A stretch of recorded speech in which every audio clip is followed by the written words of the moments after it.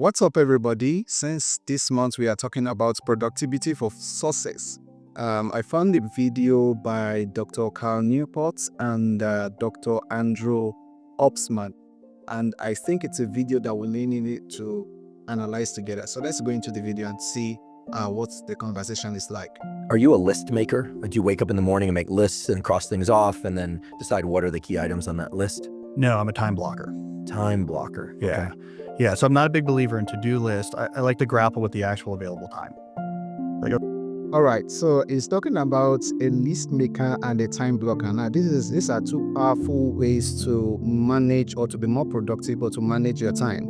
I personally am a list maker. When I wake up in the morning, I write out my to-do list. But for some of you that have been following my series on productivity, I have mentioned Pomodoro technique. All right, Pomodoro technique is basically arranging a block of time, maybe about 25 minutes, having a specific work you are doing for 25 minutes and 5 minutes break. There's another technique called the time blocking technique that you can say, okay, between 8 o'clock in the morning to 10 o'clock in the morning, these are the specific things you want to do. So instead of writing a list of things you want to do, you could arrange your task in a block of time. All right. So when it is after 10, you are moving to another task. When it is after 12, you are moving to another task. So that's basically what they're saying here. So let's keep listening.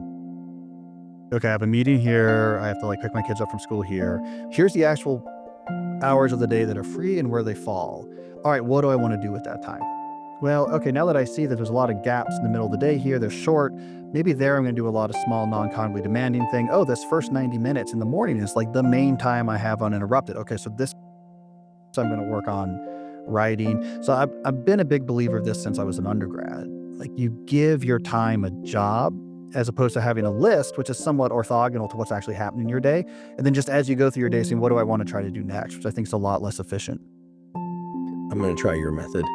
I try and structure my days as much as I can, but it just never quite works. Do you work late into the night or no? No, I'm a 5:30 man.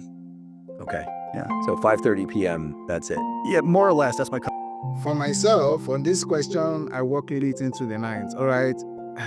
I stop working when I'm tired, but I mean, we are learning this together. Let's see what he has to say. Now, the one exception is if I'm writing on deadline, I'll sometimes, if I need to get more writing done, I can do an evening writing session, which I got used to through long experience of. I used to write my blog post at night after my kids went to bed. Now they're older and they don't go to bed as early. So it's the one thing I have left after 5:30 is every once in a while I'll do a 90-minute evening writing block. But I call this, by the way, this whole philosophy, I call fixed schedule productivity. I've been doing it since I was a grad student. Fix the work hour schedule. That's my commitment. I work in these hours. And then work downstream from that for everything else. So this controls even what you decide to bring into your life because I can't go past the schedule. And it drives you to be more innovative in how you deal with your time and schedule. You have to be efficient because you only have these hours here. That's been, a signal for my life since I was in my early 20s. Fix the schedule and don't work outside of that schedule. Now it's your move to figure out anything you want to do, you have to make that work. You want to become a professor, figure out how to make that work. You want to write books while you're being a professor, figure out how to make that work. You don't have the option of just throwing hours at it. And you innovate a lot, I think, when you have the constraints. Where do sleep and exercise fit in? I mean, he's saying something here that's very, very important. And I think I will also try this productivity tip. It's basically saying, still on the time blocking, all right? If you have a particular space of time to work, for example, you tell yourself that your working time is between 9 a.m. till 4 p.m. All right. If you decide, even if you are self-employed, all right, if you decide that this is your working time, it allows creativity instead of you throwing much time into the work and not being productive. All right. But if you decide that, okay, this particular work, I am supposed to finish this particular work in the next 3 hours. All right, you are fueling creativity by creating such limitations. All right, I think this is a very powerful tool. Let's keep watching. Your schedule. What's your typical to bed time, wake up time? What's your typical exercise routine? And the reason I ask about this is because I think nowadays hopefully people understand that exercise and cognitive function are inextricably linked. Yeah. And we're all going to live longer lives and be sharper mentally by doing exercise. Yeah. So, I mean, my main, like, actual working with weights, I do this pre-dinner, right? And this was an innovation of the last couple of years. It's fantastic psychologically for me. This is a transition from work to like family time after work. So I'll do like 45, 50 minutes, garage gym, that we built during COVID, after I'm done working before dinner. And once you get used to that, like, it also forces you to like, I got to finish work because I got to get this in before dinner. But then I'll do also quite a bit of walking if it's not a teaching day, so I'm not on campus. I do a lot of thinking on foot, walking my kids to the bus stop, which isn't particularly close and back. So I'll do a lot of walking.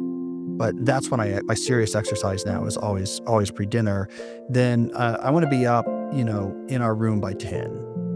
Yeah. And then at that point, I don't track. So I have insomnia issues, which actually has been like key driver of a lot of the things I think about, especially with slow productivity, is I'm very wary because I can, without any control on my own, just find myself unable to sleep sometimes. Fall asleep or stay asleep? Fall asleep. Yeah. I mean, I used to get it really bad. Not so bad now, but it comes and goes. That really affected the way I thought about productivity, because it seemed like to me the definition of just I get after it with a bunch of stuff wasn't really on the table, because if my notion of productivity depended on me like every day being able to just like hammer on a bunch of stuff, I'm very busy, I have lots of commitments, what would happen if I couldn't sleep? I wouldn't be able to do that. So I drifted naturally toward. Very true. All right. I think it's also high time many of us start defining productivity also in our ability to be able to take time to rest. All right. In our ability to take time to rest. But it's saying something that I feel a lot of you would find it relatable. Okay.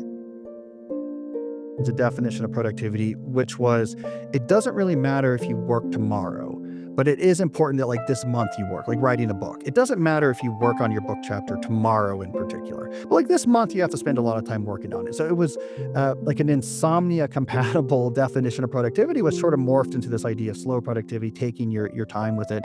So it's interesting. So like sleep issues really shaped the way I thought about work and put me on these much longer time scales of productivity. Try not to be dependent on any particular day being critical to what you do. I don't want the high stress situation. I don't want the I'm just going to 10 hours a day for the next 10 days. We're going to make this deal happen.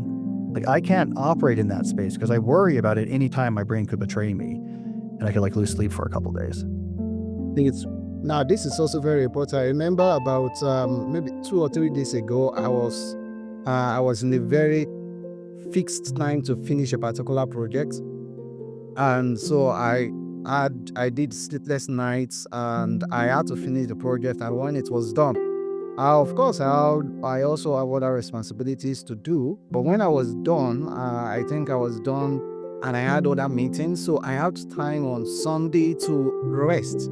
So I was in between, should I go back to work or I should just take the day to rest? So I chose to take Sunday to rest instead of going back to work. And today is Monday. I decided, okay, let's start the work again. All right. So I think it's also important that you understand that, as much as, we say productivity is getting up and doing it every day, but you should understand that sometimes you may have overworked yourself and you may need to take enough time to rest, because rest would definitely boost your productivity. Okay. It's really important that you're sharing this, because while people's challenges differ, I think oftentimes people hear the content of my podcast or other podcasts and think, oh gosh, I have to have everything dialed in just right. When in fact, most all of the tools and protocols that have been discussed on the Huberman Lab podcast are in response to a particular challenge that I've had, or that others close to me have had. But I think it's important that people realize that they can be very productive with the hours that they have, and that the moments or hours of high focus clarity that they have, even if they're not sleeping great, even if they're raising small children, because that's the real world. And certainly that's the real world of deadlines and academia, but family and colds and flus and travel and jet lag and arguments and all the happy stuff too, vacations. So sounds like you're very good at adapting your day to what's going on around it, but that you have certain sort of committed time. Am I correct in assuming that you have at least one period of, say, 60 to 90 minutes of real what you would call deep work, let's say at least 5 days a week. I know that might be an underestimate, but it seems like that's what that's what I'm extracting from this. That's the goal, right? So to me, depending on the season, is how extreme that can get. So the busiest season would be like a teaching semester, right? But even then, I'm going to make sure that 5 days a week I'm starting with deep work, and the non-teaching days I'll have more than the teaching days. Compare that to the summer, for example, where like all I do for the most part is deep work. No meetings on Mondays and Fridays. All admin stuff is midday to early afternoon, Tuesday, Wednesday, Thursday. Everything else is deep work, just locked in hours at a time. But I want, if I'm not getting 5 days of starting the day with deep work, I'm unhappy, right? Because I keep coming back to this as, okay, because I'm not going to be able to, fortunately the insomnia hasn't bothered me in years, but the threat of it like completely shaped the way I think about things. And because I know I'm never going to be, have sort of like an Elon Musk style energy of like, I can just take on 7 companies and make it happen, right? I just don't have that ability.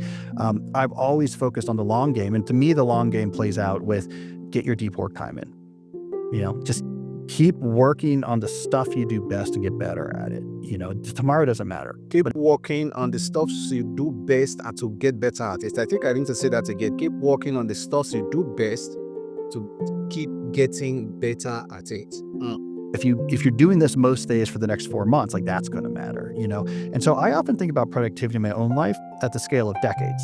What do I want to do in my 20s? Okay, what do I want to do in my 30s? What do I want to do? Productivity in the scale of decades. All right. So if you're in your 20s, what do you want to achieve at the end of your 20s? If you're in your 30s, what do you want to achieve in your 30s? That's another way to really view productivity. Productivity in decades. In my 40s, and that helps. Like in my 30s, I had a lot of young kids. Like the amount of time I could spend total working is like much less, right? But I could still think about what do I want to do in my 30s? How do I make that happen? Let me make sure I'm pushing like on those things. Then everything else I can adapt to, I can give here and there. It allows you to be very adaptable when you're thinking about what do I want to do, for the next 10 years. It also means you're not on a random Tuesday chiding yourself because like, why didn't I get 3 more hours of work in? That becomes sort of a nonsensical question. And what you care about is like what happens in the next decade, that's the long game. It's not about, hustling today. It's about, I came back to deep work day after day after day when other people got distracted by TikTok, like I'm going to, whatever. It's that coming back to what matters again and again. All right. So that's it on productivity. Like if you like this video, I want you to like, share, subscribe. All right. I'm still going to look for other videos that talk about productivity. Since we are talking about productivity for success this month, maximum productivity for success this month, I'm still going to look for other videos on productivity and share it with you guys. All right. See you again. Thank you so much and God bless you. Cheers.